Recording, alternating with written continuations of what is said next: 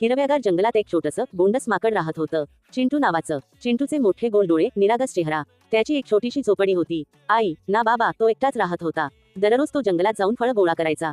जंगलातले काही प्राणी मात्र त्याला चिडवायचे. अरे चिंटू, तुझ्याकडे कपडे नाहीत, घर नाही. हे ऐकून चिंटूचं छोटंसं मन दुखायचं. रात्री तो झोपडीत बसून रडायचा. एके दिवशी खूप रडत रडत तो जंगलातल्या एका मोठ्या जुन्या झाडाजवळ गेला.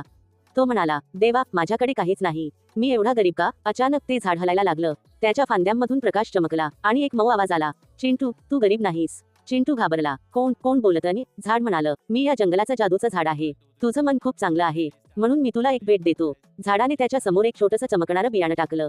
हे तुझ्या झोपडी समोर लाव, पण लक्षात ठेव, रोज प्रेमाने पाणी घाल. चिंटू आनंदाने बियाणं घेऊन घरी गेला. त्याने ते लावलं. रोज त्याला पाणी घालायचा, त्याच्याशी बोलायचा. बाकी प्राणी पुन्हा हसायचे. अरे वेड्या, बियाण्याशी कोण बोलतं? पण चिंटू हार मानला नाही. काही दिवस गेले. एक सकाळी चिंटू उठला तर त्याच्या झोपडीसमोर एक सुंदर झाड उभं होतं. त्या झाडावर सोन्यासारखी चमकणारी फळं लागली होती. चिंटू आनंदाने उड्या मारू लागला. तेवढ्यात सगळे प्राणी तिथे आले. त्यांना फळं पाहून डोळे विस्फारले. त्यांना वाटलं आता चिंटू सगळं स्वतः जवळ ठेवेल. पण चिंटू हसला आणि म्हणाला, या सगळे आपण मिळून खाऊया. सगळ्यांना लाज वाटली. ज्यांनी त्याला चिडवलं होतं तेच आता त्याच्याकडे माफी मागू लागले. त्या दिवसापासून जंगलात कोणीही चिंटूला गरीब म्हणालं नाही. कारण सगळ्यांना कळलं, खरं धन पैशात नसतं, खरं धन असतं चांगल्या